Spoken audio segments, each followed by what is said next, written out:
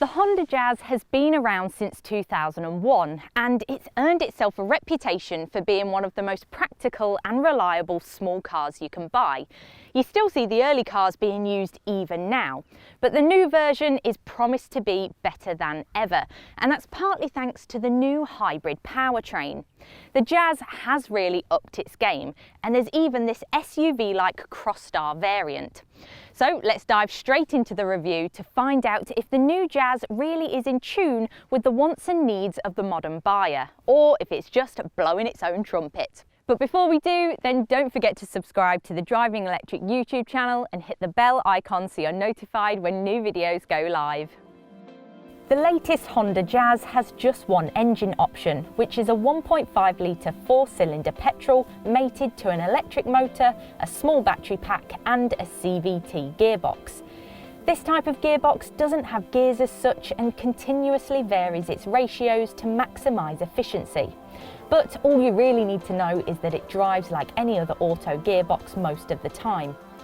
The petrol engine has 95 brake horsepower, but with the electric motor, total output is 108 brake horsepower, so performance is reasonable. It's more about efficiency here though, and officially the Jazz will return around 60 miles per gallon, depending on which version you choose. All have low CO2 figures as well, so while the Jazz isn't as cheap on company car tax as the many plug-in hybrids you can buy now, it should be cheap to run in every other sense of the word. Okay, so it's no Honda E, but don't you think the new Jazz looks a lot cuter than before? The new lights are about as non-threatening as you can get, and although this Crosstar variant has a black grille at the front, other versions of the Jazz have a small section that almost looks like a smile. Along the sides, there's no dramatic creases or tiny windows to make it look sporty. It's just a plain, pragmatic looking car without any fuss. It's easy to tell the Crosstar model because it sits higher on its suspension than the standard version. Plus, it has these black trims around the wheels and roof rails that make it look a bit more like an SUV. It also has different alloy wheels and, on the inside, water-resistant upholstery. Yes, for all you adventurous lot out there.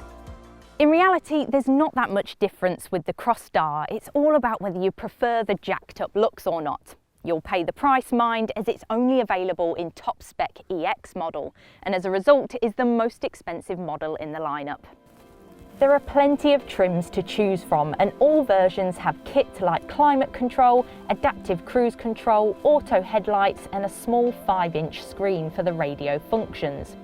The SR model is the best value as it gets a larger 9-inch screen with Android Auto and Apple CarPlay, plus part leather seats and parking sensors front and back. This is the one we'd recommend. EX adds built-in sat-nav and a reversing camera, plus heated seats and larger 16-inch alloys. The Crosstar model has all this plus the additions to turn it into a semi-SUV. Oh, and an upgraded stereo as well. One of the best things about this new Jazz is the cabin. It's a huge upgrade over the old car, with lots of soft touch materials, these smart looking comfortable seats and a really modern looking layout. The screen on this high-spec version is great. It's really responsive and easy to use. Plus, we very much appreciate that the aircon controls have got their own set of physical dials down here. Behind the steering wheel, there's a small but smart-looking digital display that has all the functions you need and can also show you sat-nav directions. It's not as impressive as the displays on a Peugeot 208, but a bit like this funky 2-spoke steering wheel, there's elegance in its simplicity. Another thing we love are the huge side windows, as they improve visibility and add lots of light to the cabin, and as a result it feels really roomy in here. Although that is probably because the Jazz happens to be one of the most practical super minis around. The Jazz has always focused on practicality despite its size, and this new one is the same. It has a 304 litre boot, which means there's more room than in a Toyota Yaris or Ford Fiesta. Fold the seats down and there's 1,203 litres of space, which is loads for a car of this size. It's worth noting too that the Crosstar model actually has a bit less space than the normal Jazz, but the differences are near enough negligible. But the real party trick that makes the Jazz so practical is here in the cabin. These are the Honda's magic seats, and they're as good as ever.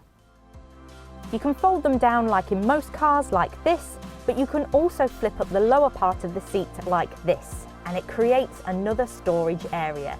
It's really useful for things you want to stand upright in the car, like a potted plant or maybe some golf clubs. It's been a Jazz selling point for years, so it's pleasing to see Honda still finds a way to make sure they're included. But seats are for sitting on, right? So Honda's clever packaging means there's still plenty of room inside. Access is easy because the roofline is high and there's still plenty of knee and headroom, as you can see. Other touches like the waterproof upholstery, large door bins and cup holders up front means that the Jazz really is up there as one of the most practical cars in its class. Obviously, as there's no plug, there's no way of charging the Jazz for prolonged periods of electric running. While that means it misses out on the huge miles per gallon figures of plug-in hybrid rivals, its real-world efficiency is excellent. If you don't have means to plug in overnight, the Jazz could be a very easy way of reducing your monthly motoring costs. So the Jazz is practical and pleasingly efficient, but the old Jazz always fell behind when it came to the driving experience. So it's good to know that things have improved a lot in this area, and that's mainly thanks to the new powertrain. The electric motor and engine work really well together and switch seamlessly between the two when needed. There are 3 driving modes: EV drive, hybrid drive and engine drive, and they pretty much do what it says on the tin. EV drive doesn't last for very long, so you're probably going to be using hybrid drive most of the time, whereby the engine charges the batteries and the electric motor does the driving. Or you could select engine drive, where the engine actually drives the wheels.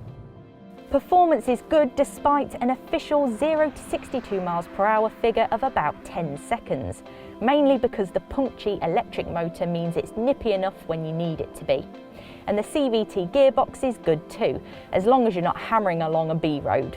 It keeps the engine revs low most of the time, which will suit anyone with a relaxed driving style, or for those who spend most of their time around town. It reflects the whole character of the car, meaning it doesn't want to be driven fast. It encourages you to drive smoothly and enjoy how quiet it is. Overall, when it comes to the driving experience, the Toyota Yaris just pips it. That car is way more fun to drive, more comfortable, and it has a fantastic hybrid powertrain. Just like the music it's named after, the Honda Jazz probably isn't for everyone. Its sensible character, non-threatening style and slightly dull driving experience means it won't appeal to certain buyers. Prices are on the high side too. Yet it could be perfect for those of you who are looking to buy a small car with the practicality of a much larger model, or if you're looking to take a step into electrified living without the inconvenience of having to charge it up.